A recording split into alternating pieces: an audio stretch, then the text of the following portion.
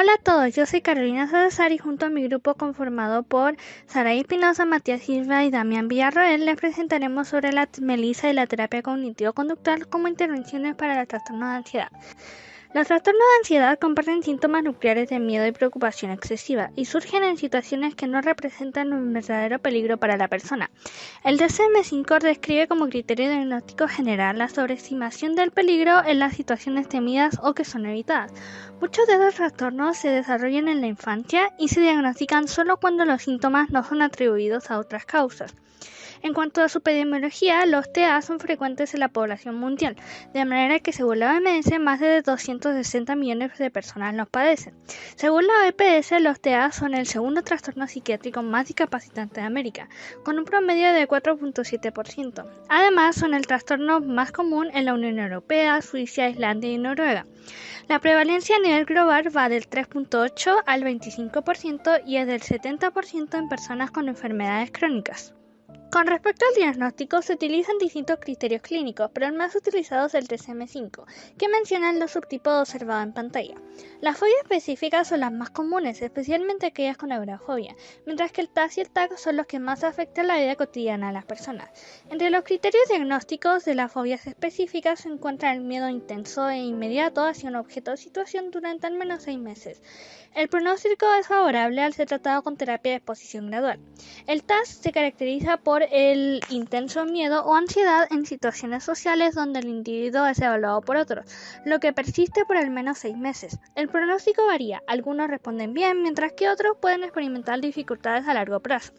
En cuanto al TAC, hay una preocupación excesiva y constante durante al menos 6 meses y síntomas físicos como fatiga, tensión muscular, irritabilidad, problemas de sueño, y el pronóstico varía ampliamente dependiendo de la gravedad de los síntomas, de la presencia de otros trastornos y la respuesta al tratamiento, pudiendo ser persistente en algunos casos.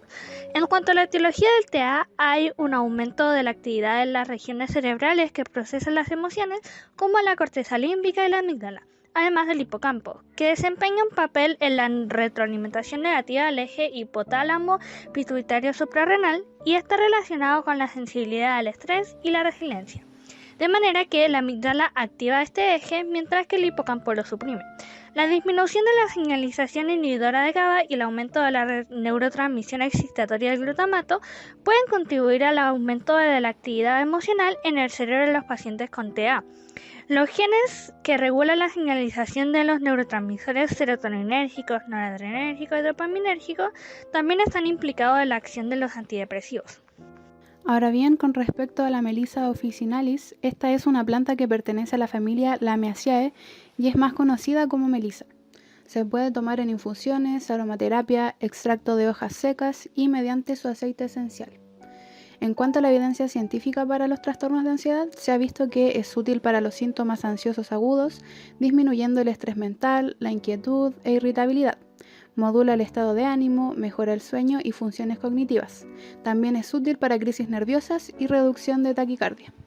En cuanto a su mecanismo de acción, se ha propuesto que actúa en estructuras cerebrales que regulan el estado anímico y la respuesta al estrés, como el hipocampo y la corteza cerebral. Además, actúa promoviendo la actividad del sistema nervioso parasimpático. A nivel celular, se ha encontrado que los componentes de la melisa podrían actuar en neuronas de GABA y de acetilcolina. En cuanto a GABA, a nivel molecular se reporta que la melisa inhibe la enzima GABA transaminasa que degrada GABA, lo que aumenta ese neurotransmisor, disminuyendo la excitabilidad general del cerebro.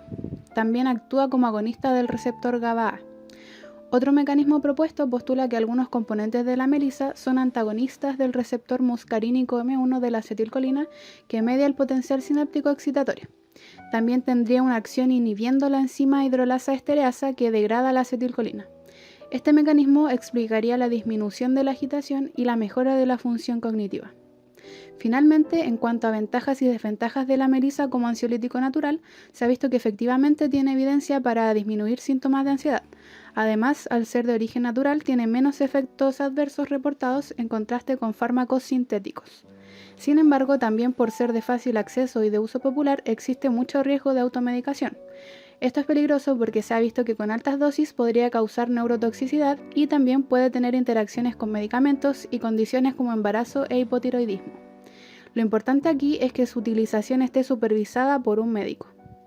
En cuanto a las terapias para los trastornos de ansiedad, el metaanálisis realizado por Kaskurkini y Foa ha demostrado la eficacia y efectividad del uso de métodos de la terapia cognitivo-conductual para tratar los trastornos de ansiedad por sobre otras terapias. En particular, señalan que los métodos de exposición a menudo se consideran la primera línea de tratamiento para muchos trastornos de ansiedad. Para tratar el miedo patológico, la terapia de exposición modifica la estructura de este, activándola para luego brindar nueva información que refuta las asociaciones patológicas poco realistas. Por tanto, se explica que al confrontar el estímulo e integrar información correctiva en la memoria del miedo, se espera que el miedo disminuya. Aunque cada trastorno de ansiedad es diferente, en general la TCC aumenta el control prefrontal sobre las estructuras subcorticales. En el trastorno de ansiedad generalizado, la TCC aumenta la activación de la corteza prefrontal, lo que puede modular la actividad de la amígdala, hipocampo e ínsula, mejorando el procesamiento de estímulos emocionales. Por otra parte, explican que en el trastorno de ansiedad social, la TCC aumenta la activación de la corteza prefrontal y occipito temporal, mejorando la evaluación cognitiva y emocional. Estos efectos son similares a los ansiolíticos de la melisa, que actúa sobre estructuras como el hipocampo y la corteza cerebral para regular el ánimo y el estrés. Existe evidencia de que el uso de la TCC y la farmacología combinadas producen una mejoría en los síntomas de ansiedad. Sin embargo, a nuestro conocimiento no hay estudios publicados específicamente sobre la combinación de la melisa y la TCC para el tratamiento de ansiedad. Aún así, con la evidencia preliminar, podremos sugerir que la melisa podría ser un complemento para el tratamiento de trastorno de ansiedad con TCC. Como vimos anteriormente, la TCC y la melisa tienen evidencia de efectividad para tratar los trastornos de ansiedad. Mientras que la TCC ayuda a cambiar los pensamientos y comportamientos asociados a la ansiedad, la melisa proporciona alivio físico a través de moléculas que operan en circuitos cerebrales, por lo que su combinación podría traer grandes beneficios. Sin embargo, hay potenciales desventajas como la neurotoxicidad en altas dosis de la melisa y sus posibles interacciones con medicamentos y enfermedades subyacentes, lo cual, de no ser considerado, afectaría negativamente a la terapia.